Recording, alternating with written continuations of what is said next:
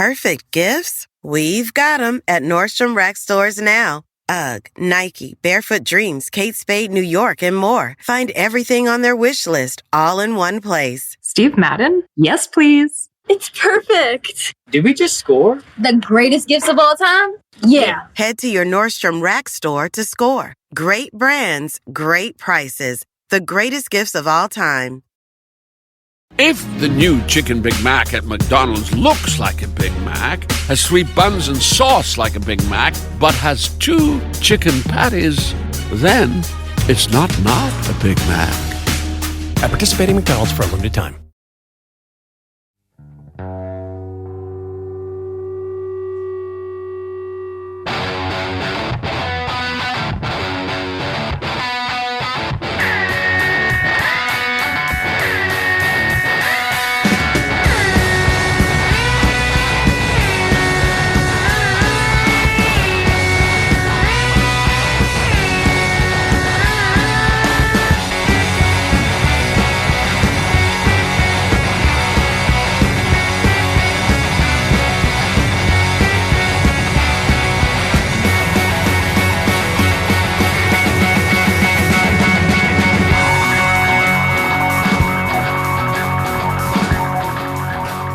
Hey folks, welcome to our podcast. I'm Mark. I'm joined as ever by Chris, who's currently laughing. I'm also the only non-blonde person in the room today.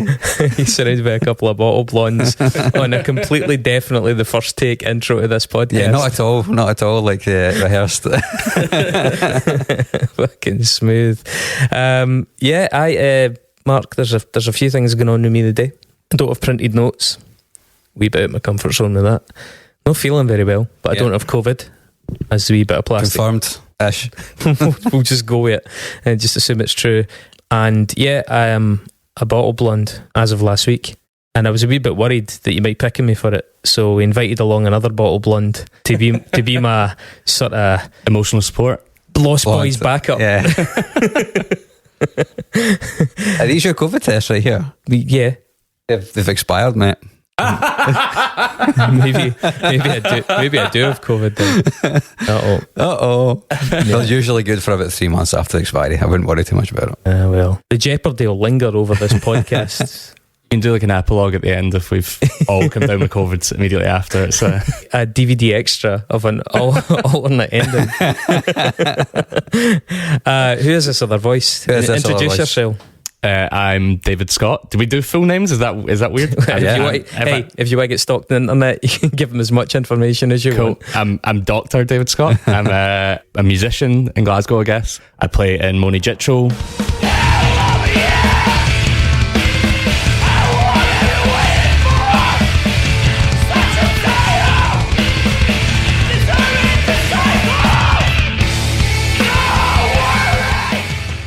Who you've had the privilege of having Grant Donaldson on. The Thin Privilege. I also played in Thin Privilege, which you've also had Sean Campbell, and I guess I'm the final boss of that group of people that you've got to bring in. There is a bit of that, I have to get Paul on. I mean, I don't know what Paul would do. How deep if he was the final boss in a video game, his power would be spitting. And I'm very excited to be here. I'm a long time listener, first time caller. This is good. Yeah, indeed. Yeah. We kind of threw it open to you. We were like, David, bring something to the table here. Challenges. I think there were what didn't make the cut before we say what did make the cut. So Sean and I pitched in a Glassjaw record, doing an unpopular Glassjaw EP.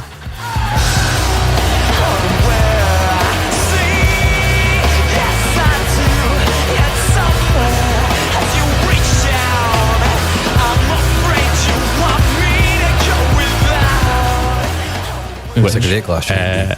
It's I think the best thing they've done, but I think Craig would be well up for that.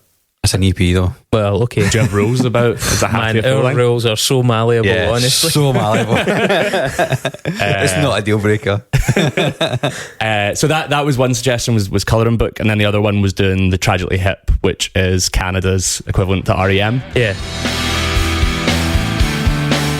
One afternoon, 4,000 men died in the water here, and 500 more. But you've already been punished with REM's back catalogue, and there are 25 Tragically Hip albums, I think. There's maybe more than REM records. So. Yeah, that does bother me. But I do think that the Tragically Hip is an interesting one. It's a bit like 10cc or something like that. It's like one of those names that's always been there. To be fair, that Petrol Emotion... 10cc? 10cc, the band. As in the soft rock band? The yacht rock band? Yeah. Okay. Like total left field, man. I just assume like a COVID. So I've heard the episode where you defend Kiss. Can you defend 10cc? Like, what's the greatest hits of 10cc? Don't you dare put them in the same sentence. I'm All Out of Love, right? That's 10. Is that 10cc? I'm not in love, so don't forget it. It's just a silly phase I'm going through. We would find that out if we did the episode. I mean, it could be the Tragically Hip. We declined to do it either. My point is just that there are certain bands that are always just there in your head, but like you couldn't necessarily identify them, or maybe you'd be like, oh right, is that how that is, right? So I mean, I don't think anyone knows any Tragically Hip songs unless you're from Canada. I bet you Ferruccio's got all the albums on coloured vinyl times 3. Totally. They're like the midpoint between REM and Pearl Jam, but also with like a Canadian weirdness. Like their singer is one of the strangest people, and they're brilliant for that. But it's like midway between REM and Pearl Jam. It sounds like something you'd like, Chris. if podcasts could have like a sound equivalent of a phone hanging up, that would be what most of our listeners just did. No, I mean, it does sound like something that I would at least give oxygen to, because did I tell you what I'm doing next weekend? Yeah, you did. I've got to see a covers gig. One band, it's that thing where they play two bands. You know, it's one band, but they just put on different costumes. So their first... I really hope it's the same guys we seen last year that are doing both of these bands. Apparently there's only one cover band in Britain, and they just do all the bands. So like they do Depeche Mode, they do New Order, they do Korn, they do Marilyn Manson, they are the Australian Pink Floyd. Oh, what if there's a covers band of the Australian Pink Floyd? Couldn't you do that? Like, they're so big now, you could have like the tribute to the Australian Pink Floyd, or like the tribute to the bootleg Beatles. Well, I'm hoping there's somebody out there that's like, I'm really into this band, the bootleg Beatles. They've changed my life. They've got no idea. It would be one of those great throwaway bits of art if you actually devoted all your time to being a covers band of a covers band, just to make a really hollow meme type point, and squandered your life and maybe your relationship, maybe anything. I mean, the more you actually sacrifice to do that, the better the art would be. What are the two bands that you've got? Okay, so yeah. How big is the transformation between the two sets?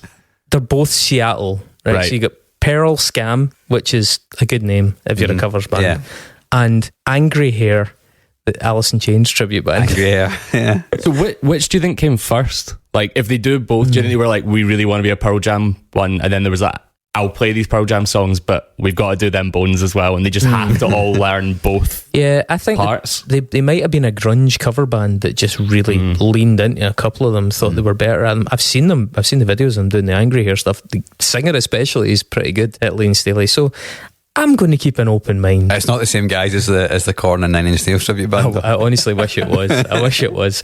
But so I'll be doing that. So yeah, the Tragically Hip, this is not what we're going to do, but no. REM to Pearl Jam, I don't think a lot of folk will be into that. However, we're doing another one of those bands that's been in my periphery for a long, long time. We're doing, David? Los Campesinos. We're doing Romance is Boring, their third album. But let's talk about you for a minute. With a vomit, you gallop from a half bottle of vodka that we'd stolen from the optic on the backseat of your car because it wasn't safe to start it. You were far too fucked to drive. Mark, had you heard this band?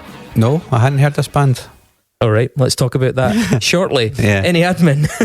No, not really, just the usual stuff. We need to have a redaction, actually. Oh, come on. Because David Ivell. We don't apologise to you. We apologise to someone else for wrongly attributing last week's Drawn the Nexus. Well, the Nexus that was drawn last week for this week, which was Malcolm Caldwell. Yes. And we said it was courtesy of David Ivell. I've checked the document. It's here. And it does say David Ivell, so it has been written down. It's been written down by me, but I would assume that Mark got it wrong and told me. because I don't Oh, think the I would- original person was David Muir, so David Muir, right? Okay, so David Muir. Sorry about that. maybe he had a bit of anxiety over getting David's name wrong. David Muir has since cancelled his subscription. But yeah, so this week we will be nexusing to Malcolm Caldwell, courtesy of David Muir, not courtesy of David Ivell. Yeah, so that's a bit of admin. Yeah, it was David Ivell that got in touch to surrender his kudos. Yeah. He was like, that wasn't me. Aside from that, we have Patreon, which is where if you really like this podcast and you want to support what we do, you can go over to patreon.com/unsungpod and you can basically throw some cash to the tune of either £4 per month or £15 per month or whatever the local equivalent currency is. Do you want to explain what those two options are? Yeah, as all good capitalists would recommend, something that you can get for free, we encourage you to just give us money for it anyway, and I'm sure that'll work out fine. But yeah, if you do decide to give us some money for it, in addition, you'll get it early. So if you have a job and you go home from that job on a Friday, then hurrah, you'll get the podcast on a Friday probably, and you'll be able to listen to it on the way home. Yeah. And it'll beautify your weekend. Beautify, I like it. It also gives you access to the AAA Facebook group if you're a boomer and use Facebook like what we are, which allows you to influence the content of the episodes and generally give us candid feedback. And a £15 a month will make you a part of the record club, and the record club involves us buying records from independent labels and independent bands that there's a very good chance you won't have heard of because you're a normie and not really clued up like what we is. And and we'll make sure you get those records, and the money goes to the bands and some of it comes to us, keeps the podcast going, helps them pay off the credit card debt they probably built up recording their albums, and everybody's a winner, especially you who are effectively buying yourself a nice wee present that'll arrive once a month. Yes. So it's a wee treat to yourself and helps people out in the process. So if for no other reason than giving to yourself, go and do that. Yep. And if you don't want to do either of those things, you can also give us a rating and review on iTunes. It's not called iTunes anymore, it's called Apple Podcast, but it's always going to be iTunes to me and It's the Spotify. third or fourth boomer mistake we've made already in this episode. Yep. I've got a headache, you've probably got COVID.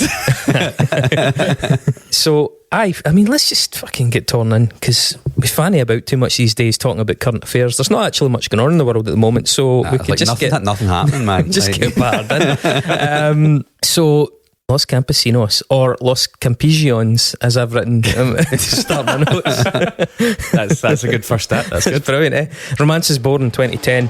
Darling, I'm with Saint Bernard and we're scouring the Alps and the Andes. And if they died and it is on my head, they follow paw prints in the snow to my throne, to my bed. Los Campesinos, the exclamation point is mandatory. Yep. One of those bands. You've got to say it with like an inflection at the end, like we're excited for the entirety of the 3 hours.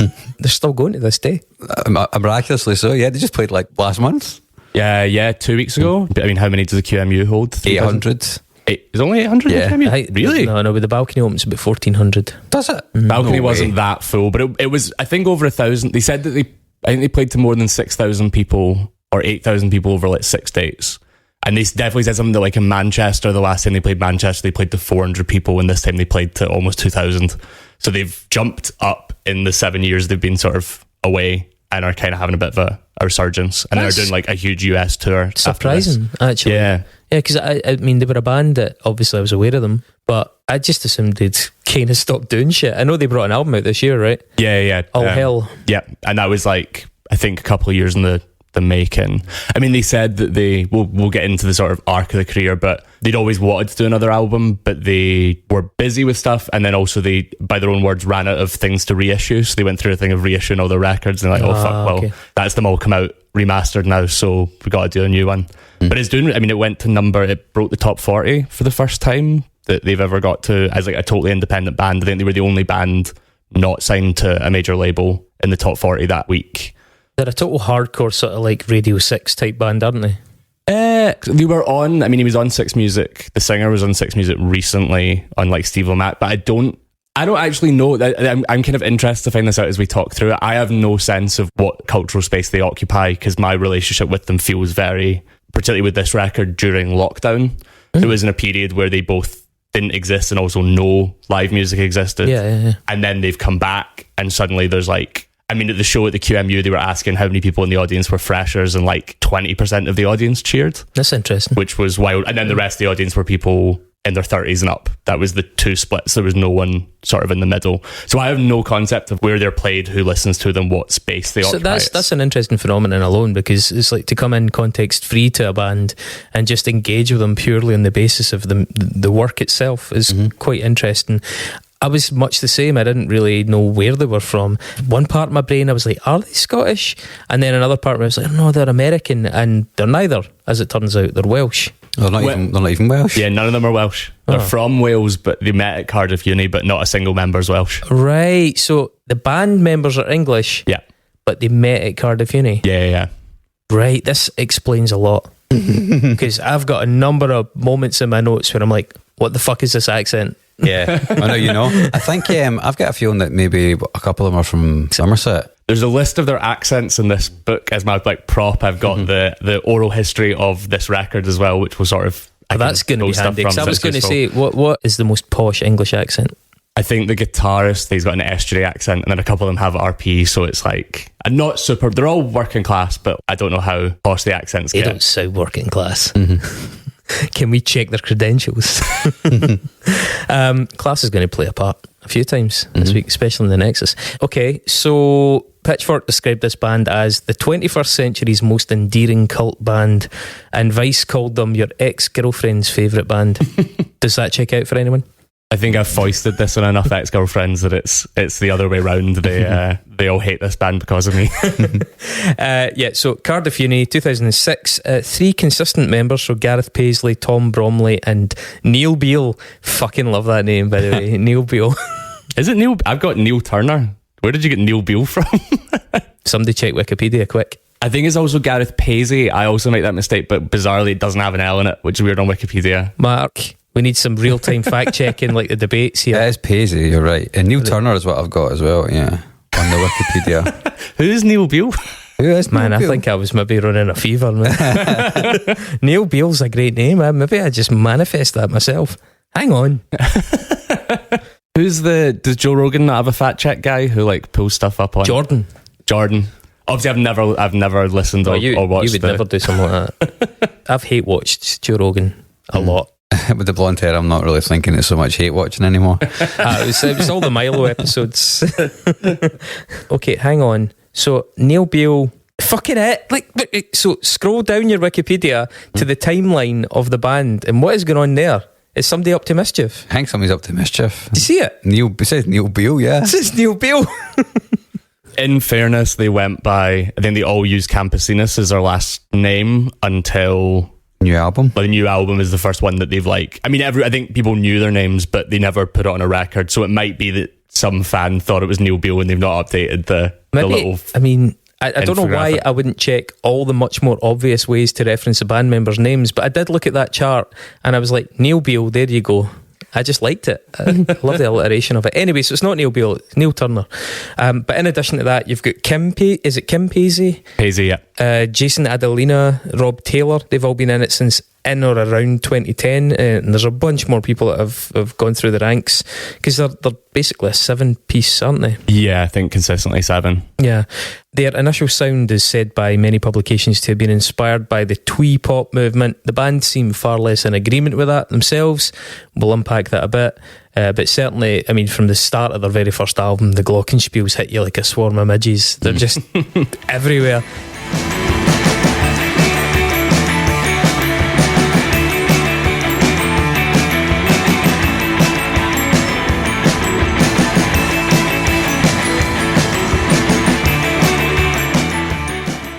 The guitar parts as well, they just summon the image of somebody bobbing their head side to side and swinging their hips. It's just something so kind of like carefree and jaunty and twee. I mean, twee. So this might be a good entry for my reason for suggesting this. So I should maybe say as a sort of precursor, I don't really understand what the unsung part of this podcast is, and I think you vacillate over the episodes of whether it's meant to be unsung in a band's career or the band. So it's both, yeah. It's both, yeah. So I think this is my reason for bringing this record to the table and this band to the table. I think most people's cultural awareness of them will be the first album, which we'll obviously unpack on its own. They agree as well. Yeah, I mean, You Me Dancing, which we'll get to, was inescapable. That was like on E4. It was in Budweiser adverts.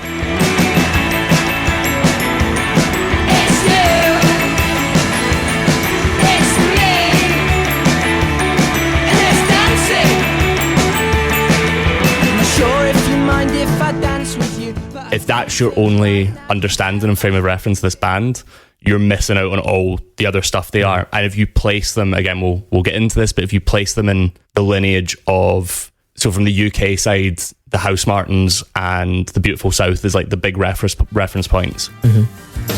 Those kids with the blazers on, they went in with names on their elbows, came home with medals on, spit it out, that's the way the story goes. Down on San Francisco Bay, and you realize you can't make it anyway. You have to wash the car, take the kiddies to the park.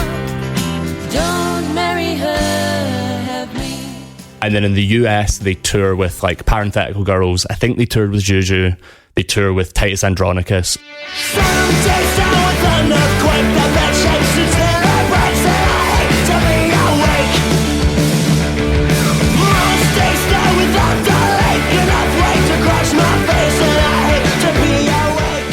If you place them in those two canons, they make a lot more sense, and I think have a claim to be one of the best bands in the UK, certainly of recent times, if not kind of ever, but only if you place them in that framework of sort of 90s slacker rock, emo-y stuff, and then that kind of British Smiths adjacent thing. Mm-hmm. If you only imagine them as like a twee glockenspiel band, which I appreciate is how most people understand them, then you've missed out on like the thing that they're doing.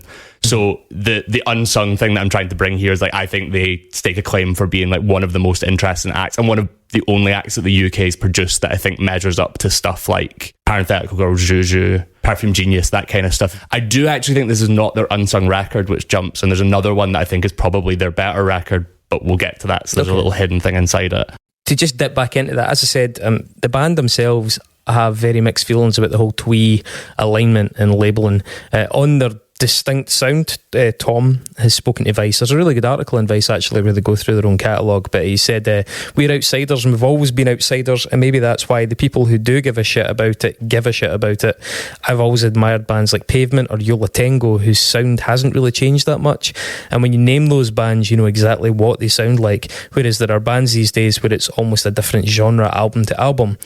On the label of twee, specifically Gareth, also in the same interview to Vice, said, I'm probably rewriting history a little bit here to make myself seem slightly less obnoxious, but all it took for me was for a few people to say they're a twee pop band, and I was like, yeah, sure, because it was just nice for people at that time to be having opinions at all. Then I think I embraced it a bit too much at one point. I hate to mention it, but if I don't mention it, it's notable by its absence. International Tweaks Core Underground, which is abysmal. Was that a song? It's on there's a whole bonus album to the first album, and it was on their like first 7-inch. I bet you £20 if you knew 10 years ago how pretty it'd turn out in the nether. I've gotten your ears pierced, but I never got my ears pierced, and look how I turned out. And the last time that you tried listening to music and reading fiction at the same. I actually quite like that song, but it's bad, but it's self-knowing in a way that most of the first record isn't. Mm-hmm. And I think that's interesting. The lines in it are like, I don't care about Henry Rollins, I don't know who Ian Mackay is. Exactly, yeah. Funny. So he was like, it was meant to be sarcastic, but then I think it stopped being sarcastic. We did invite the twee label upon ourselves. I'm not so sure if it's ever really been accurate, but it was a useful pigeonhole for us, and well, fair enough. And then, as you say about the words, there's some lyrics from around that time where I totally am playing up to the twee thing. When people started hearing our songs, I started paying attention to what I thought people wanted us to be like as a band, and I did play up to that, even if it was only for a 4 or 5 month period. Fortunately, the worst of it actually never got recorded, which I'm very grateful for. Some of the lyrics are a bit saccharine and willfully pretentious, but I think that disappeared reasonably quickly, although many would disagree. And again, Gareth, I thought it was a really interesting quote here. It certainly used to really bother me, as interviews that I did will attest. So I'm assuming that some of their early interviews got a wee bit contentious, where he was really pushing back against that label. I think not maybe on the first record, but as they kept going, and people would be like, where's the glockenspiel? Right. I mean, there is a good quote Six Scenes, they ask about whether they would bring the Glockenspiel out on stage, and he said there was a point where the only song we used it for live was You Me Dancing, and I would have to go to the back of the stage and bring the Glockenspiel to the front, and people would applaud the Glockenspiel. And he's like, I'm not fucking doing that anymore. I feel ridiculous. So they don't use the Glockenspiel now. They've got keyboards and stuff that replace the sound of it, and it's definitely, watching them live, I think if he brought a Glockenspiel out, my appreciation would have dropped. Yeah. Like, respect for them would have dropped quite far. He seems a bit more philosophical about it now, though. He says, now I'm just grateful that people talk about us at all. Some people would use it to reference our most recent records, and for me that's just inaccurate. You may as well be calling us trance. And lastly, Tom said to Vice, when we started there was that new rock revolution thing happening, so our thing was just to be as anti-macho as possible. It was more about that, and whatever the word was didn't really matter. It's been so long now that it doesn't bother me either way. So the twee thing was probably handy for this band early on in terms of marketing them. I mean, it's useful for reviews, sound bites, hashtags, all that kind of shit, especially if there's a movement happening at the time, but then it can become a bit like a millstone, you know. What's really interesting is they got signed after playing something like 6 gigs. So kind of getting into the first record, I guess, they played 6 shows, put 4 songs on MySpace, and then got massive label attention. It was like that era where that could actually happen. Broken down like a war economy. Father Fuhrer, don't be mad at me. Hands in charge, you're into botany. Splitting necks and calling it dichotomy. Beware, the sign on the door suggests I'm better off with artificial. Actually, to back that up, Gareth said we recorded 4 songs, made a demo, put it on the internet, and people reacted to it, and we got a record label offer on the back of that. Suddenly we had some version of a fan base without really having to do much to get it. It was at that MySpace boom, and I still don't think MySpace has ever been matched as a platform for bands to put stuff out. So yeah, there's some really great stories about them getting. So they were all at uni. I think they were like 19 when or second year of uni, like really young. And when they started getting the label attention, they had labels coming over from London to Cardiff to take them out. I think there's a story about 2 of them taking a label guy, making them go to Subway, and he like bought them both a sandwich, and the guy was like, this is like a company card, we could have gone to like a steak restaurant, but they just had no concept that was what they were getting offered, basically. And so I think just to sort of tie it into the twee stuff before we maybe talk about the album that in itself is quite twee. That is quite twee, maybe. I think they're it's just charming. It's not hungover 19-year-olds in student halls playing Football Manager, which seems to be a massive part of the band story. I think they just didn't know, like, some guys coming over from London, like, what do we want for lunch? They just wanted a Subway. Like, I think just for the twee thing, though, it's interesting in that, there's definitely a marketing thing, and I've read that same interview and he talks about it in other ones. I think there's something really interesting about the fact that they got signed so quickly off the back of just writing those songs, that he was clearly writing to a character. That's how they seem to talk about the first album, is that he had no idea. It's the only one that he pre-wrote the lyrics for. Normally they write the lyrics in the studio, like all the music's demoed, but Gareth will just sit in the studio and write in like 10 days while they record it. And so the first one is him absolutely being like, God, people like this, we're gonna write into that. And then I think it's so interesting that their second record comes out less than a year after the first album, and it's completely different. They've just clearly gone, or I mean not completely different, but certainly lyrically it's like, no, actually we're quite good at this and there's something that we can do. Yeah, I mean, we'll go through the records in a wee bit of detail, and they do describe pushing back against it. Before we move on from that, something I want to bring up, Cardiff in that period of time in musical history is actually really, really interesting as well. This is off the back of bands like Lost Prophets and Funeral for a Friend getting huge, Bullet for My Valentine, The Automatic, that kind of thing. What's that coming over the hill? Is it a monster? Is it a monster? What's that coming over the hill? Is it a monster?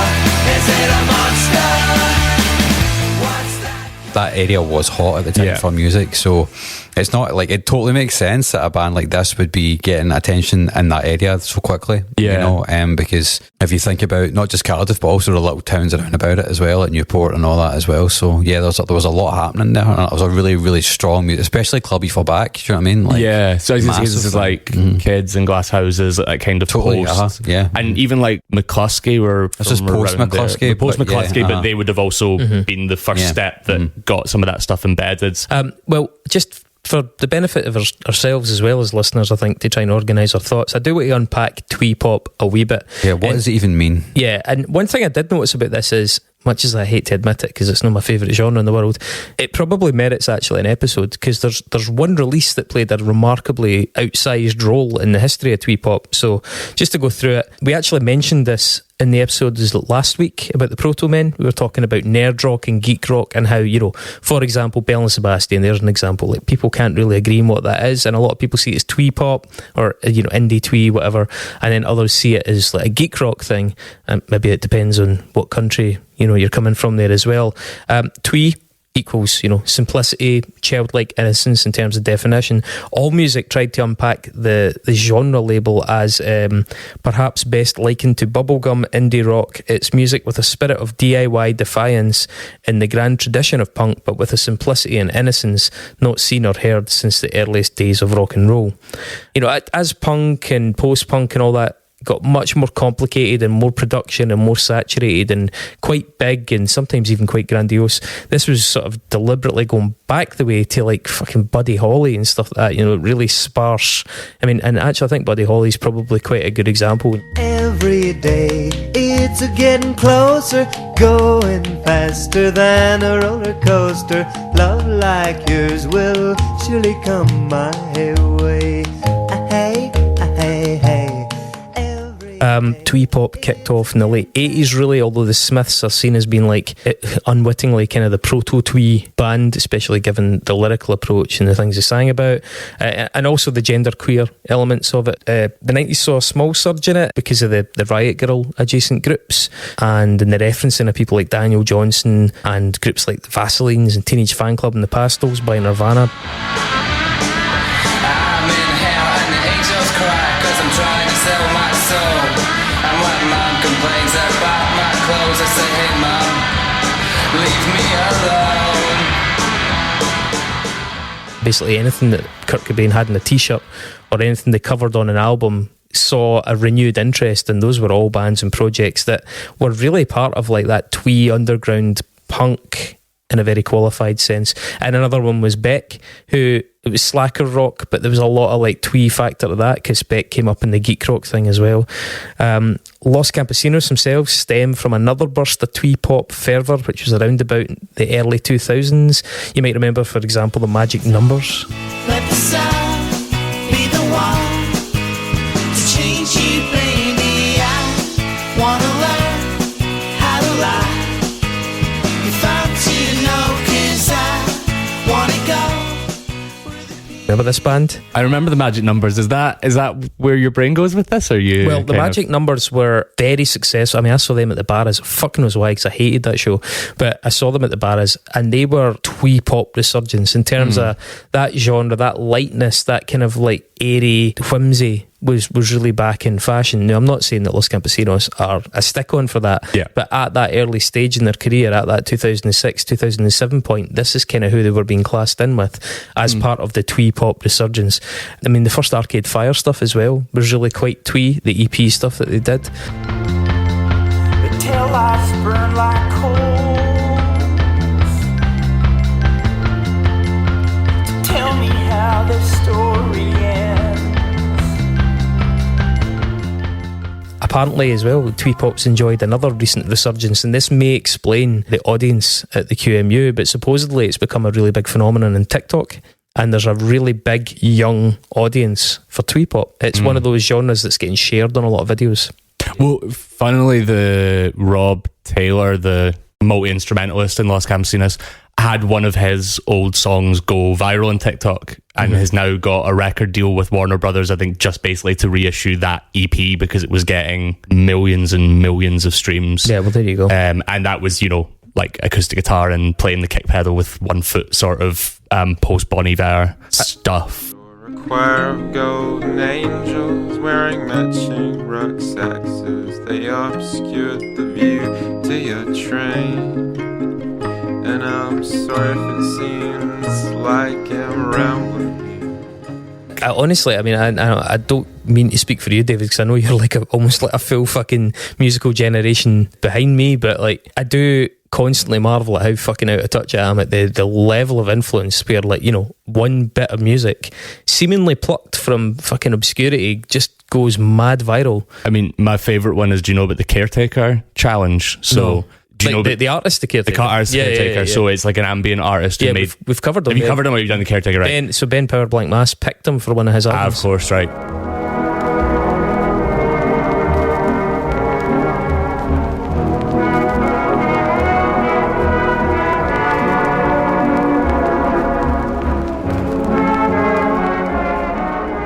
So teens have started challenging themselves to listen to the entirety of the caretaker, like, and it's just a record that you'll see a clip of them turning it on, and then 2 hours later, like, what is this? I mean, but and he's even had to get a Spotify. He was like, I don't want any of this on streaming. I want it to have a kind of impermanent thing. But people kept uploading the caretaker records to just claim the royalties off of it. So he had to go and put it up, and he put a thing up being like, I hate this. Like, I know that objectively it's kind of funny in a way, but he's like, I hate that this is like what this has been boiled down to. It feels entirely at odds with what the... But I don't know how does some teenager come across the caretaker? Like, how does that even fall into your lap?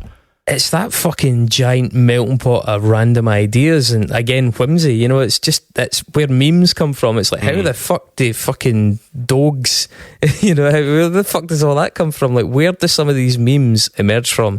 It's this giant crowdsourced madness of, like, what happens when you have an interconnected world, and not everything is, you know, trying to, you know, resolve very complex equations. People have a lot of downtime and they're just, like, slowly workshopping mad shit together and pulling things from here and there and putting them together. And that, I mean, that seems to be one of the really interesting things about TikTok, you know, on a meta level. It's having a very odd archiving impact on popular culture that we'd basically just sort of forgotten about. Yeah, I mean, whimsical stuff is huge on TikTok, you know, especially anything that appeals to people's sense of whimsy or twee, I guess, is good. And there's a lot of animal shit in there, so like, soft, likeable stuff is really, really good to soundtrack those kind of videos as well. Yeah, that's true. By the way, God damn it, Scotland has a lot of twee pop. I mean, I know I mentioned the Vaselines and the Pastels and fucking and Teenage Fan Club to some extent, but we've also got the BMX Bandits, we've got Belle and Sebastian, we've also got bands like Ball Boy. You did a perfect job last night. You shaved your legs and you washed your bike, and you looked like an Olympic cyclist to me. I mean, I remember when they used to get compilations coming out of new Scottish music and things like the cover of The Big Issue. It was fucking like 80% twee pop. It really was. It was like a big, big thing here.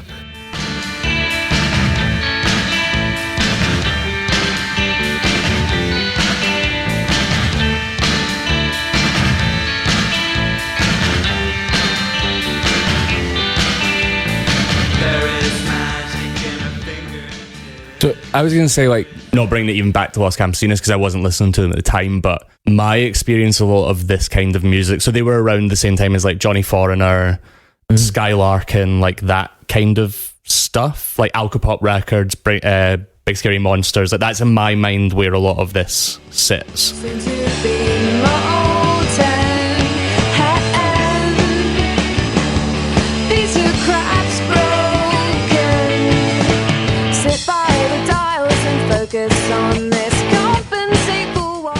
And so it's interesting to think, and I'm not saying you're wrong, because like with Arcade Fire, for example, I think being able to look back, I can understand that that's a much bigger record with a lot more money and reach behind it than maybe, or like Bon Iver, where people were like, oh, it's this underground thing, but actually like, but there's something about, I guess, the tweeness here is rooted in like Riot Girl. I mean, they cover Bikini Kill, they covered they talk about like Sleater Kinney quite a lot as well. And so I guess there's something interesting about like when they were doing that, it was a countercultural thing, and it was countercultural against lad rock, and that's the other thing that they situate themselves against.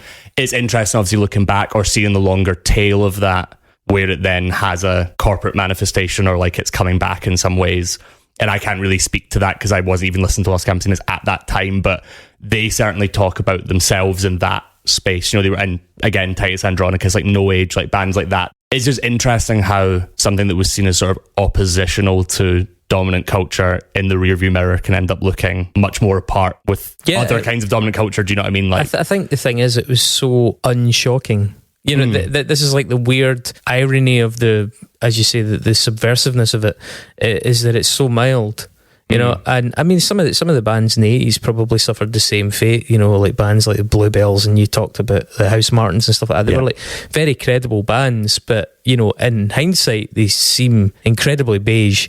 And I think the band literally used the word beige about themselves in certain interviews regarding their own music. Over time they build up the city and our arguments show it all. Every ring road, every motorway displayed increase and rainfall. Yeah, I mean, they don't have the shock value of even, you know, like Bikini Kill. I mean, Bikini Kill still sounds energetic and volatile.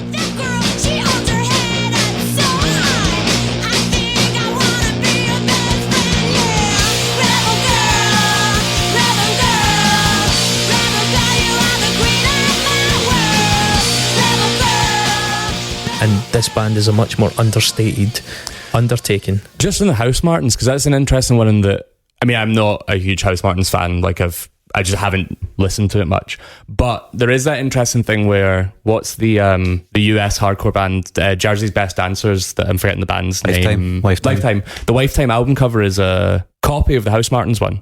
There's something about being in natural music that found something subversive in that. And I think that's what Los Campesinos would position that fandom of things like, or just Paul Heaton's career in general.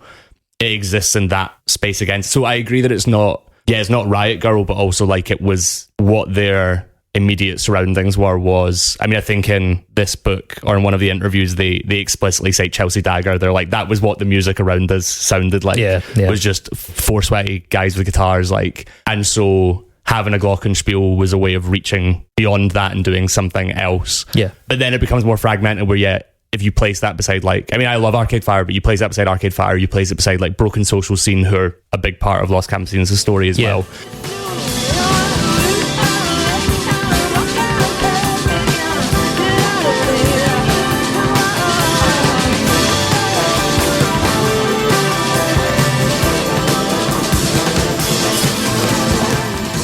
That seems very different in America to what it meant here. I don't know if the two scenes translate, and everyone in America suddenly getting like a hurdy-gurdy and a waistcoat didn't seem as countercultural as...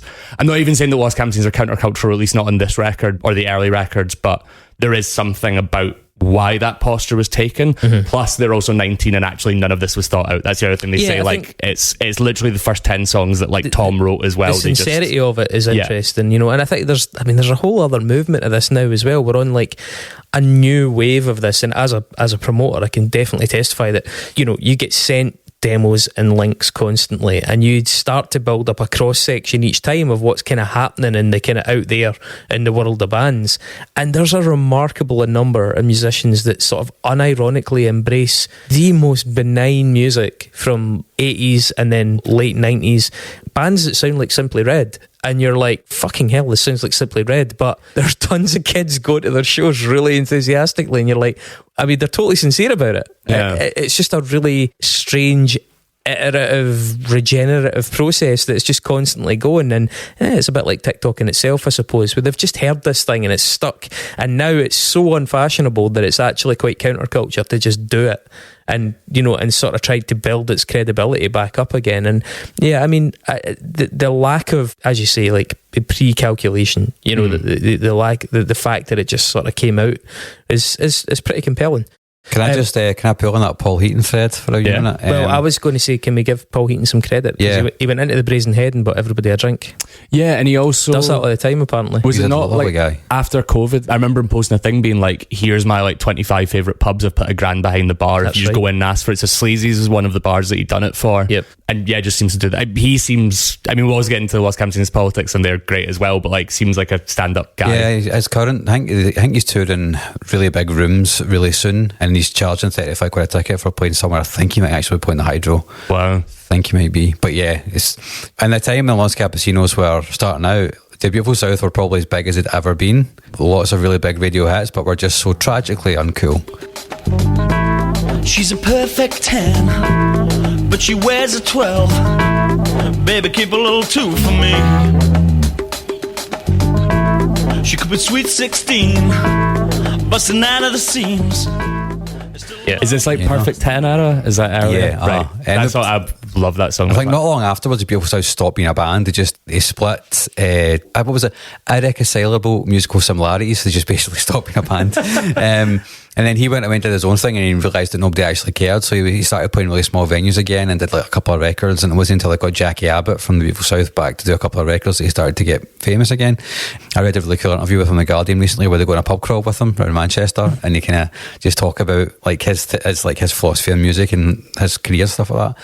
But that's the thing that this band really are, is like they're English and like so quintessentially English in the same way that Paul Heaton is. Yeah. You know, and it is a complete kickback against all that laddish and blokish culture. It's like the sensitive working class Englishman who likes to drink in the pub, and you know, obviously in the sense of Los Campesinos there's a lot of sexuality, or not sexuality in that, in the sense of like, you know, sexiness, I guess. Let's say sexiness. I think there's just a lot of sex, sensuality. Let's call it sensuality. Well, horniness. I think it's not even.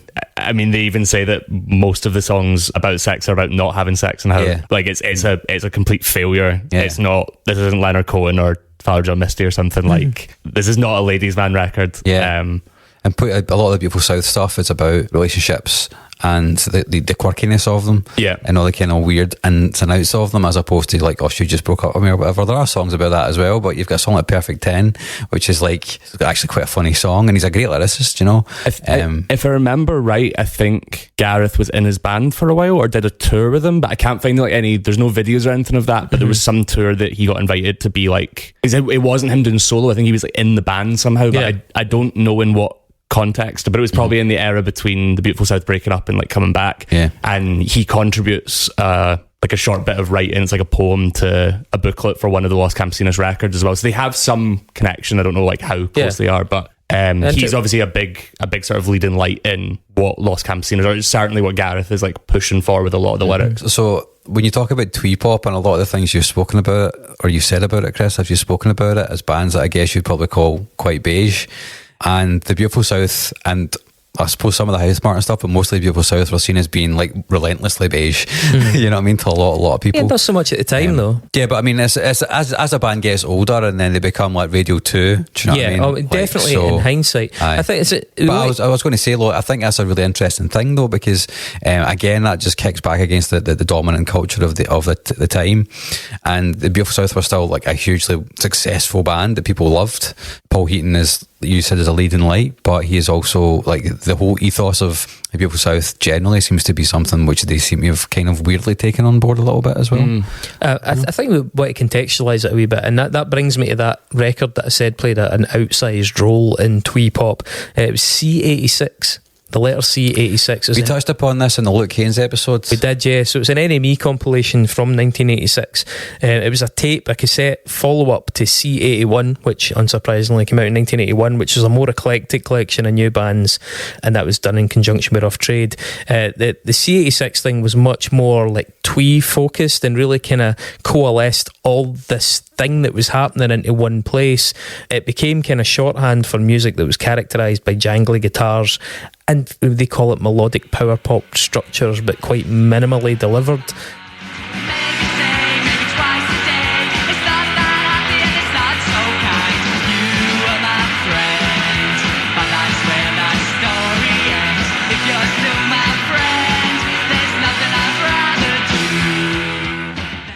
The ex-NME writer Andrew Collins has summed up C86, dubbing it the most indie thing to have ever existed.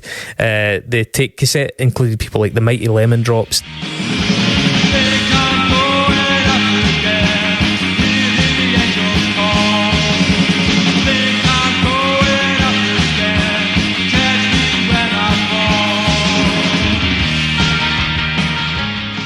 The Pastels, The Wedding Present, The Soup Dragons, and actually also had Primal Scream on it.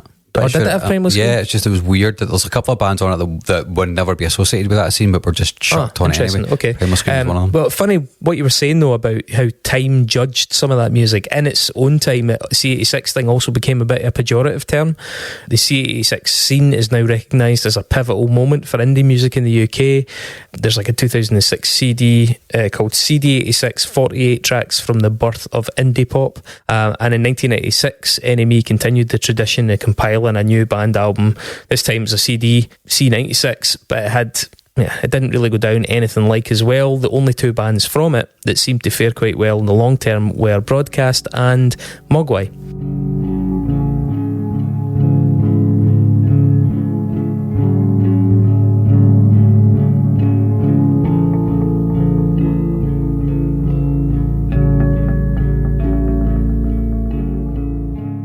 They were the only two breakouts from what was an attempt to emulate that success for a decade earlier. I mean, the C86 stuff gets, if I remember right, there's a good chapter about it in Simon Reynolds' book on post-punk, because it crosses over with like... Seems like the kind of thing Nick Hornby would be all for. Yeah, I'm sure I mean, I've never read Nick Hornby, so I think because it immediately strikes me as the sort of thing I would not want to read, but I think they talk about it, Simon Reynolds talks about it in the context of sort of Postcard Records, and that actually like a lot of that stuff was DIY in the meaningful way we would think now. It's just that the music wasn't, and so that's why it gets included in a book that's mainly about like the Fall and the Birthday Party and Joy Division, is you get this twee thing, even if it's not stylistically the same, because it comes from a similar kind of cultural moment of production, which it's you very can't organic. do now. I mean, it's a lot of those bands were totally organic. I mean, you listen to the Vaselines, it's a fucking rough as get out, really simple garage project from some people that were not overly musical. They were coming from the punk movement, and what they were inspired by was like, it's very easy to make music, we don't have to be good.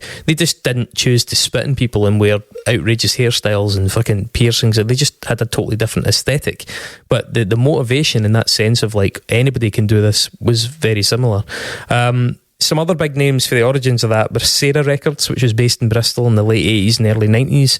That was probably best known for the band The Field Mice. I think that's the one that I know the best anyway. By showing you are sensitive,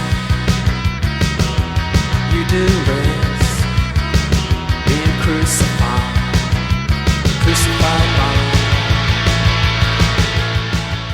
But it also had bands like the Orchids, Tallulah Gosh, the Sea Urchins, and a band called Heavenly, who were also kind of reasonably popular in the US. And covered by Los Campesinos. Oh, well, there you go. And they're probably the kind of names that if you wear a striped beanie and spend a lot of time in mono, you'll definitely know them. Slightly better known, Mark, you touched on it earlier, was K Records, partly because Kurt Cobain tattooed it on his arm. They released the work of bands like Beck, Modest Mouse, Built to Spill. When I was little, someone pointed out to me some constellations, but the Big Dipper's all I could see. They were a big part of the original Riot Girl movement via Bikini Kill and Chicks on Speed. Shonen Knife on them was one of Cobain's favourites.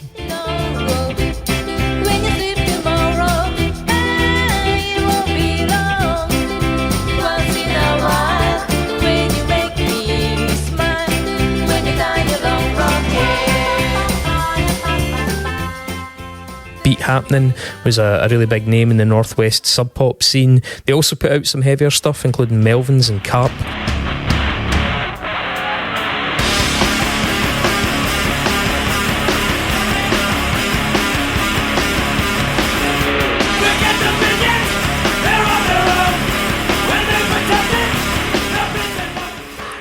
And they released the Go Team. They also released the Scottish act Biss, another twee pop band.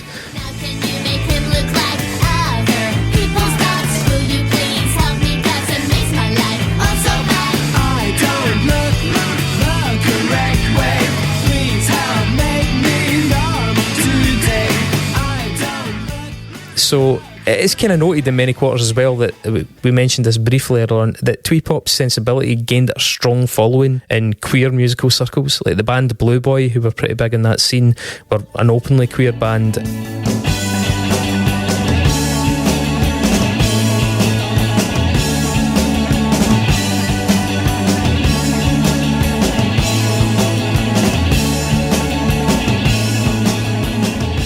And obviously the genre's early associations with the Riot Girl movement secured a broader association with things like progressive politics, and I would say like a gentle level of subversion, just as a starting point. It was just automatically associated with being softly counterculture.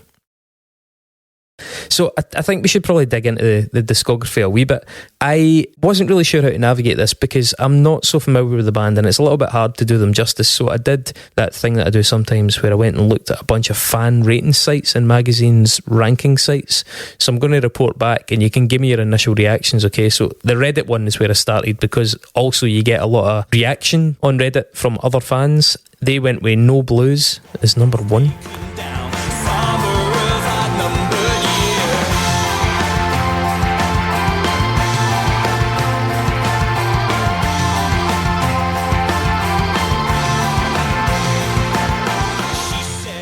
This one at number 2, We Are Beautiful 3, Hold On Now 4, 6 Scenes 5 and Hello Sadness 6. But in those lists, even in the responses, Romance Is Born was rarely out the top 3. Paste magazine had Hello Sadness by contrast at number 1. Well, I don't want to cut you off. I read that one that I think a lot of people, if they came to them through Hello Sadness, I have a friend who their favourite record's Hello Sadness because that was the one they listened to when they were like 16 and got in. I think if you were in before or after, if you go back to it, it's unusual. Like the band rank it last. So Romance Is Born, they had at number 2. I think the quote was, "This outsized misery turned back inward is what makes Romances Boring so brilliant. It's a record that's as obsessed with the narrative as it is doomed by it." They had the new one, All Hell, at number 3, We Are Beautiful at number 4, No Blues at 5, 6 Scenes at 6, and Hold On Now, the debut, at number 7. Now, we've clearly both read the Vice list, and I kind of want to use the Vice list to sort of navigate between the albums, right? Because this is arguably, I think, the best unpacking of it because it's with the band themselves. It's them talking about, at the time, the 5 albums that they had. So, yeah, Vice did make a point, by the way, that arguably Hello Sadness, which comes in at 5th of the 5, was their best album, but arrived at a time when indie was falling out of favour. How do you respond to that?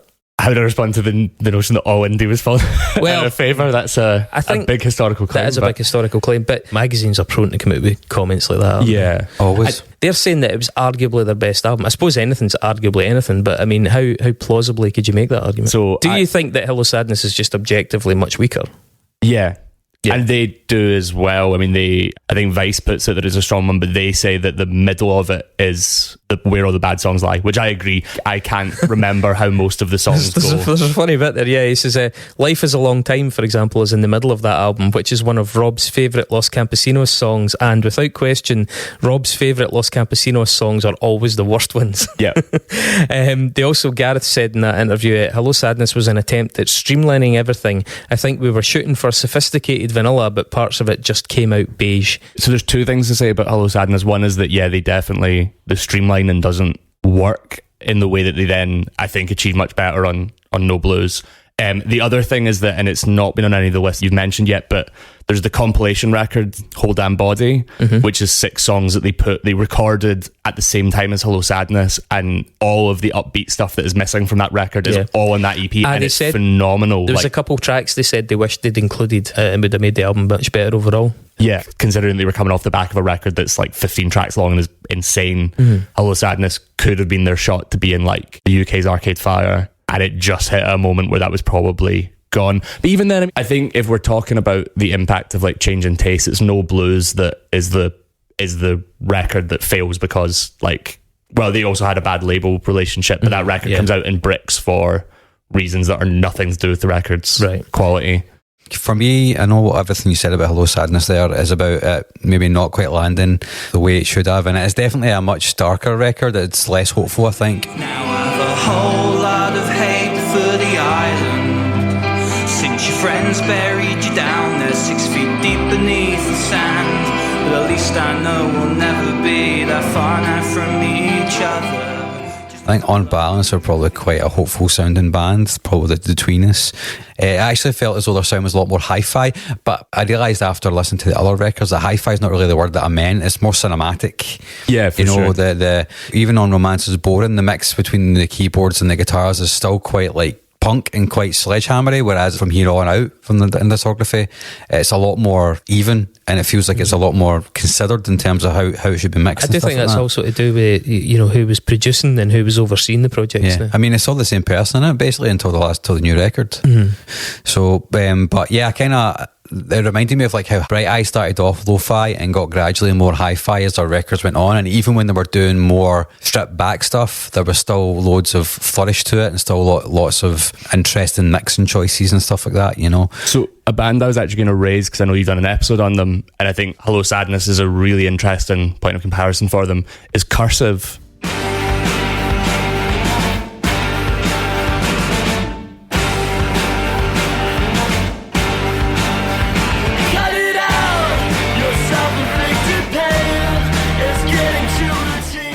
Yeah, because I think they have a really similar career trajectory to Cursive, where also Cursive is a Mam Swollen is the polished one that like people have a real jumping off point, but like there's also some really good songs on that, but just as a record it's quite hard to love because it's so, you're right, it's not as hi-fi, it's not that it's like sheened, but it's like it's so that thing and it's so reverby and like sad, it doesn't have anything to grab, whereas like Romance is Boring would be their Ugly Organ, like it's got that kind of energy. It's in the middle, for sure.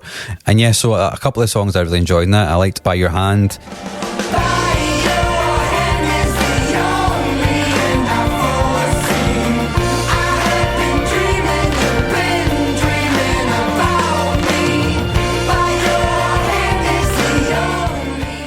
It was actually the first time that I felt his voice worked for me, but then I did actually grow to like it after that. So it was like something that clicked, you know. And I think sometimes that's all it can take, because the overly earnest Englishness is something that can really get in my tits a lot of the time.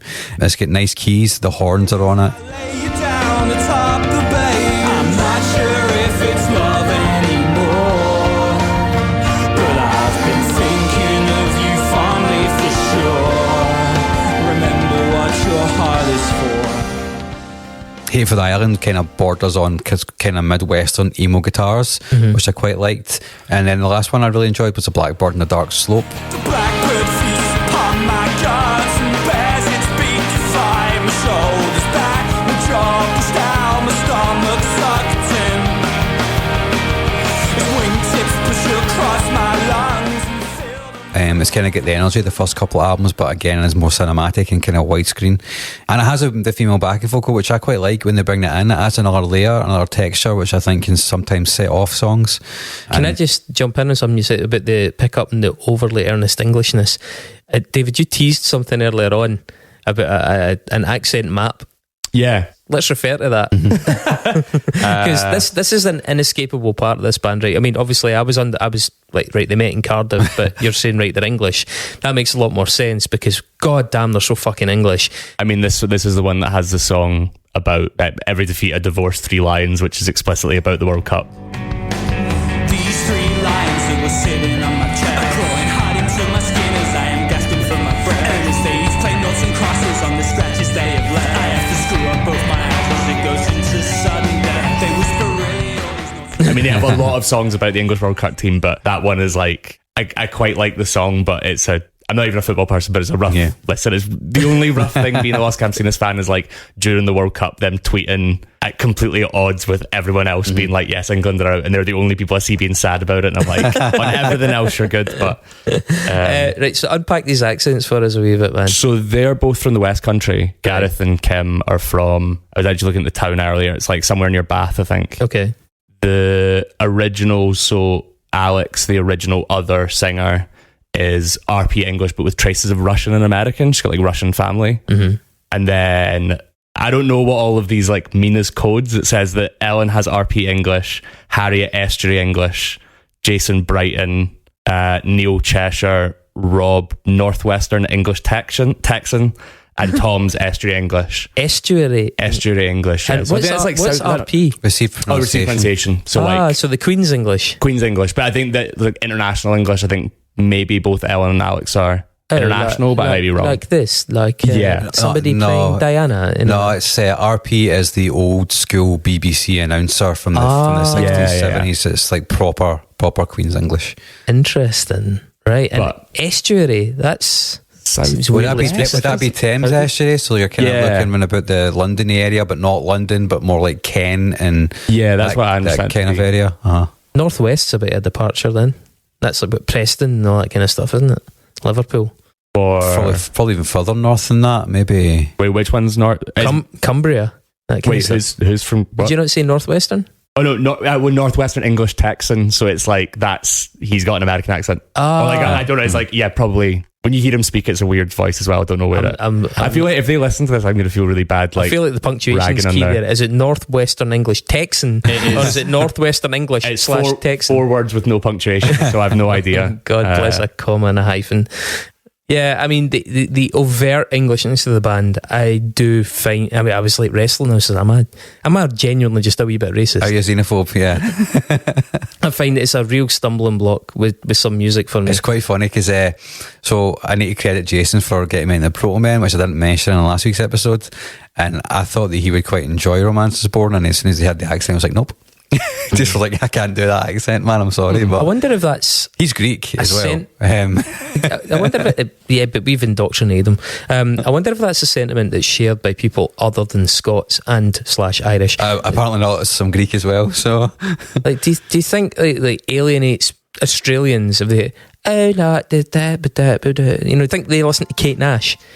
Thursday night, everything's fine, except you've got that look in your eye when I'm telling a story and you find it boring. You're thinking of something to say, you'll go along with it, then drop it, and humiliate. I think they find, well, certainly all that, like the Chisel and Chubby and the Gang and all those oi punk bands are huge in America right now. Like High Vis are massive because people love that they sound so. So I think Americans like slumming it, innit? But Americans also love like the Royal Family in like a theme park. Americans love an accent in general. Yeah. So what I was gonna say is like, so I appreciate the voice can be difficult generally, the accent specific, but like I don't find Gareth's voice any more off-putting than like Win Butler's voice in abstract, as in like we can talk about whether Arcade Fire use the voice differently or whatever, but like there's some stuff from that era of American music that is equally punishing, or like most Midwest emo stuff is a tough ride. And yes, the Englishness obviously has a particular cultural currency for us. I think we're more highly sensitized to the English one than we are the American one. I mean, when you're at a festival and you hear someone walk past with an English accent, you're like, if you're in Primavera, you feel bad for them that they sound like that. Here, man, I spent last weekend in Edinburgh. I am completely, I'm completely fucking numb to it. Honestly, it was mind blowing. So the only other thing I was going to say about Hollow Sadness before we move off is worth marking out that this is when they get a good drummer.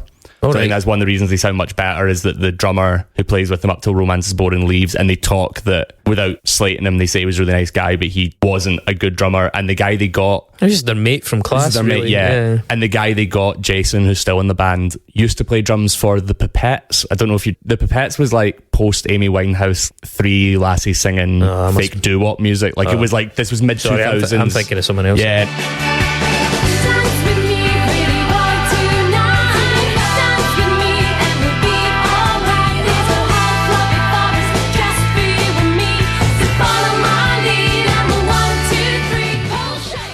I remember it being on like the music channels, and he played drums. The band were called The Cassettes, and they would all wear hand knitted jumpers. But he also played in like a hardcore band, so he's like just a drum guy. Like went to music school in Brighton, can play the drums, had a car, and so the Hello Sadness is the first record that he plays on. And he's, if you listen to two records back to back, suddenly they've got a drummer who can like do it, and they're like in the mix in a way that's good. So I think like it's really noticeable in By Your Hands.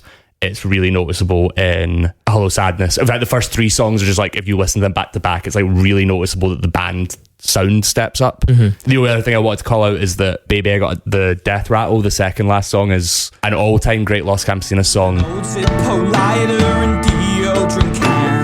went to the palmist and asked her to read. No hardline, no sunline, no lifeline, no need. Said all that I wanted was a quiet life. The lyrics, I think, are like close to like David Berman, like Silver Jews level of like, in the first few verses, it's like amazing stuff. And then it welds on another song, which is loads of fun, but like does this songwriting thing where they just don't write a transition. And they played it as the closer. That was sort of the reason I wanted to bring it up, is it's their closing song live, and it's amazing, but it's like the transition is so cheap. and it's fine. They've written two really good songs and it's great, but I think that's weirdly the thing with Hollow Sadness, is that's probably the best song on it, but it's two songs, and it feels, coming off the back of Romance Is Boring, where they're trying so much and it in my opinion, all just about hangs together. To hear them do something that uneven is a bit jarring, but the writing on this is like really great. It just doesn't flow as a record. And as I would say, we might not cover it separately because it's not on the list, but the Whole Damn Body EP, which is the other songs from this, are like almost uniformly miles better than anything on that record. It's Whole Damn Body is my third favourite of all the stuff they've put out, so I would put it that highly, and Hollow Sadness is like near the bottom. Well, the fourth on their out of 5 on their list, their own list, was Hold On Now Youngster, the debut.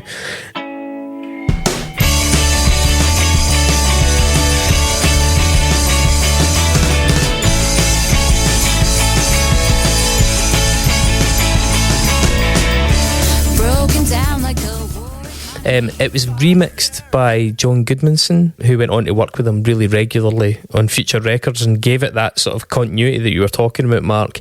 But yeah, apparently the original mixes were just, quote, not working. Vice commented on the fact that the track You Me Dancing is quite similar to the Quantum Leap theme tune.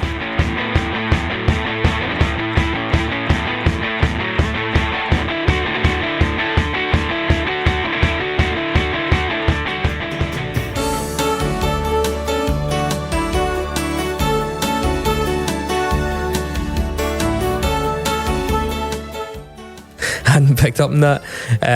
Tom has said about it, every track is like a snapshot of where we were at that point. It's definitely honest. I'm sort of alright with it now. It's like when you're 18 looking at pictures of yourself when you were 14 and it's horrible, but now that I'm 32 and I look at pictures of myself when I was 14 and I'm like, that was fine. Gareth has said, I'm looking at the track list now and there's only 3 or 4 songs I would say I actively dislike, but my voice is abysmal. That's back when I sang as a version of myself rather than as myself. I don't believe that was ever my actual singing voice. And I think that ties in, David, with something you said earlier on about maybe partly because I've been flattered by the attention and grateful for the attention. They sort of admit to like leaning in to what was expected of them, the twee thing, and almost seeming to be performative, like playing a character, writing to a character, singing to a character, not entirely natural. Yeah, I mean, I think the dynamic of the band is like totally different. It doesn't work the same way, and you see that they sort of reshape it by the time they do the second record. I'll admit, actually, before doing the prep for this episode, I hadn't listened to this album, I think, ever. I hate You Me Dancing, which is their big song. They still play it live. Apparently they don't practice it the same as Converge with the Saddest Day. They've just played it so many times they know how to do it, and if it like goes wrong then they're like, well, that's how it went tonight. But it's kind of fun because people but it does stand out. It's like I think they only played 1 or 2 songs off this album, and that was one of them. Yeah, the one thing it does open up, maybe we did a kind of talk about this earlier, but this record does also bear the hallmarks of that period in time where everyone loved post-rock, that I think is really bizarre. Like, that's the thing that actually has dated this more for me, is not the twee stuff, it's the stuff where they have like a fake mogwai bit at the end of it. Like You Me Dancing is a 6.5 minutes, like almost 7-minute song. Yeah.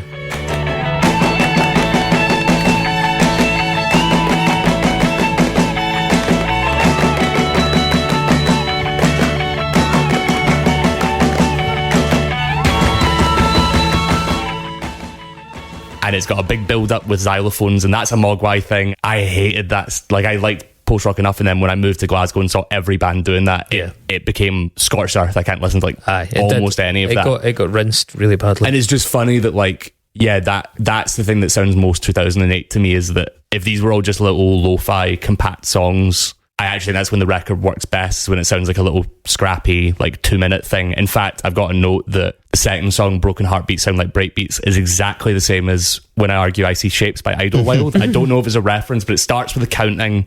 There's a bit where the vocal cadence is like exactly the same. That stuff is fun. It's when they do like a self-serious bit that I really, it feels like an abdication of writing songs when you then do like a massive feedback bit in the middle. Just fall out with it, basically. Talking about self-serious bits, so again, Vice picked up on a weird little rumour. They'd heard that the lyrics to You Me Dancing were actually it's poo, it's wee, and there's wanking, which seems like nonsense, except Tom replied, yeah, me and Neil made a pact to secretly sing that, but it only lasted about 4 gigs before it stopped being funny. Well, yeah. It's quite rare that I listen to an album on this podcast and don't have a highlight for it, and this is one of those very rare occasions. So, yeah, I mean, like, I listen to everything in order. And I come back to the record we're doing, which obviously didn't do this time because I fucked it. But yeah, when I heard this, I was like, oh no, what am I in for? Having never heard the band before. Yeah. And then after this, it just kind of goes like really all the way up. This strikes me as the kind of album we'd buy each other in a Sound as a Pound episode. Yeah. And I think it's the kind of album that probably would be discovered in a lot of pound shops because it was pretty ubiquitous for a while, so there'll be a lot of copies kicking about, you know, but it's drifted out of favour. I think there's 2 songs on this which are the 2 most streamed on Spotify. You Me Dancing is one of them. I can't remember what the other one is. Probably, or maybe Death to Los Campesinos, yeah, which is the first song. Yeah. Mm-hmm.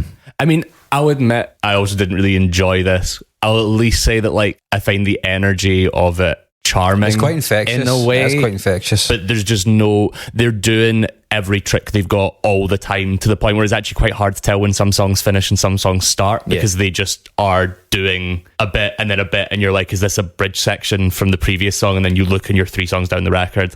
I think that's something that, again, the next record we're about to talk about, it's quite noticeable how they sharpen that up and they become a lot more selective in how they deploy. Yeah, it's literally more mature, and it sounds like but only 33 weeks after or something. I mean, you said that is crazy. But they were keen to very quickly shed the reputation they'd sort of started building. So the third of their 5 records was We Are Beautiful, We Are Doomed.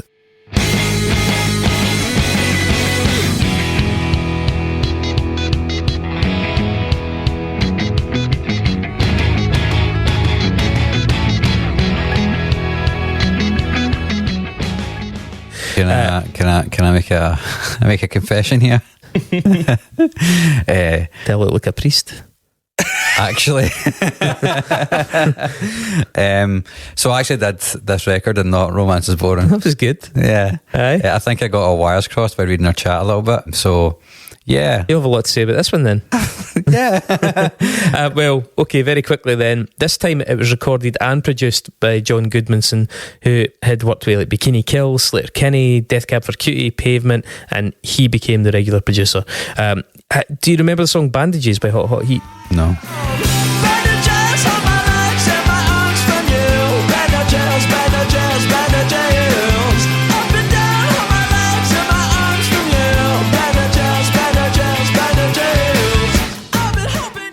Right, so this was a big indie disco song around about the kind of early to mid 2000s, around about the time that like Block Party and stuff were really big as well. Yeah, big breakout song. So I wonder if maybe there was a sense of like he might be able to polish this band up enough for them to actually have a sizable hit.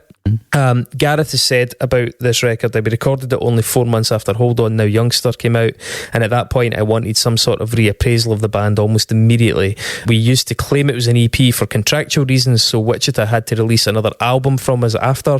It was originally intended to be an EP and then ended up being more songs than anticipated. I annoyed a lot of people by insisting for a number of years that it was an EP. However, these days I myself get annoyed when long-term fans say actually this is an EP, because I want to be able to say that my band has released 6 albums, not my band has released 5 albums. It makes us seem like we've been more important for longer. So yeah, basically his sort of retrospectively recategorised as an album. Yeah. Take it away, Mark. Take it away. I think it's darker than the first record. It's less concerned about catchiness and stuff like that. It feels a bit more experimental compared to the first record, not overall in terms of experimental music, of course. And yeah, you know, I think I like this darker direction that they take on it. I like that they just kind of lean into being a bit obtuse in places, which works for them, and it feels like they're becoming a band, like they're finding an identity which works for them.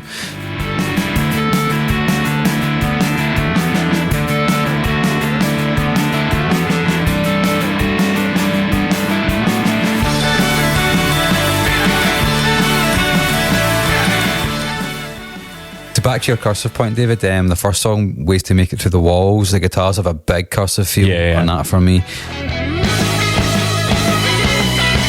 think it's fair to say that I chose hopelessness and inflicted it on the rest of us, but at least I've come to terms with my own mortality. One thing I do like about this record is it actually feels noisier and more raggedy than the first record, but the production is obviously significantly better, so it actually sounds better. I like the interplay between Alex's and Gareth's vocal on the first song. Miserabilia is pretty cool as well. Or Miserabilia. Some really nice lead guitar melodies, which they do often have in a lot of their songs.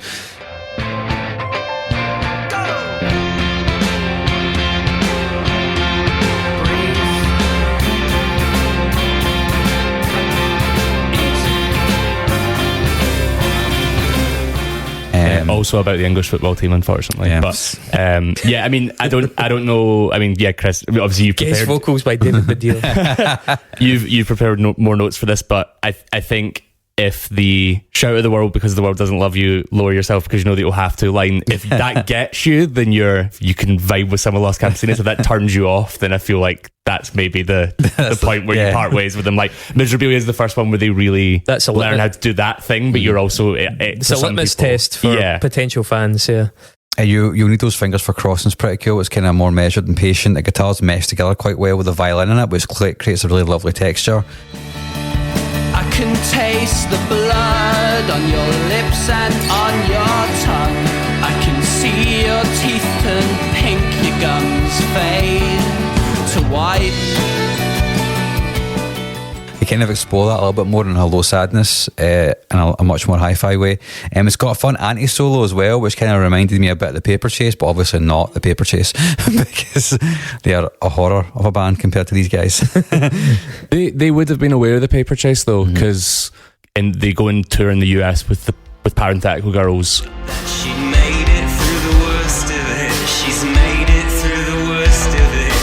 Bring me the head of my love, my hope, thrice. And members of Parenthetical Girls were then in Juju and the Dead Science, and that whole scene of bands all cross over. And the Paper Chase toured with Perfume Genius, I think. Like all of these bands are like internet, so I think that actually probably is a pretty direct reference point. But this is the point when because they're touring in the US with those kinds of bands, they start to build that relationship out there, whereas in the UK they're getting played on like E4. Yeah. And it's that world, but in the US they seem to be pushing into like a totally different the context is really important in that sense. Yeah. Alright, we're going to take a breath and we'll... It's a monster. Yeah, we'll come back next week to talk more about the discography. How's that sound, boys? David, you sick of it? Yeah, I'm very sorry that I've dragged you to do this for 2 weeks. You fucking jump out the window in between here. Alright, the Nexus is good. I can promise the Nexus is good. So, yep, see you shortly.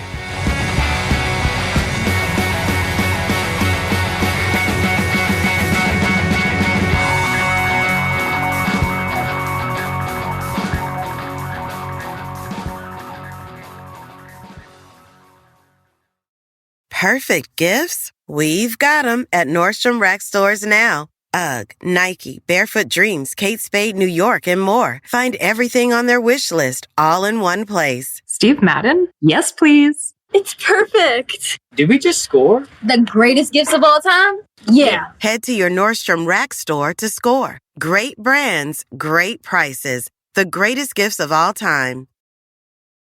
After the end of a good fight, you deserve an ice-cold reward. Modelo, you put in the hours, the energy, the tough labor, because you know the bigger the fight, the better the reward. Modelo, the mark of the fighter. Drink responsibly. Beer imported by Crown Imports, Chicago, Illinois. Bingo. All right, Phil, we're recording now, so it's live. Go ahead. Pick on me the way that you want to. Did I say that? I wouldn't say that to my son. Man, I mean, come on, man. Just go. This isn't CBS. All right, be quiet for a few seconds. Why would people want to listen to the Sims Complete podcast? Well, a couple things. One, if you like to see sons pick on their father, this might be the place. If you want to see a place where the father just kicks the out of his son, this would be the place. What do you like about it, Matt? Ditto. Father-son dynamic duo talking about the game of football that we love and share and appreciate together. And, you know, hey, it's an extension of what we did, right? Growing up, I was able to watch my father play football, then obviously watch him as a broadcaster. And then he taught me the game of football and share the wisdom that he learned throughout his playing career. And, you know, hey, sometimes we're full of it and sometimes we actually know a thing or two. Well, we do a lot of research. At least I do. You're a little spotty, but you know, you hang in there. It's fun. I love doing this and it's been awesome. Sims Complete. Check us out wherever your podcasts are available on the Believe Network. Appreciate it. See ya. If you like the show, please take a moment to rate, review, and subscribe. It really does help the show to grow. Thank you for listening.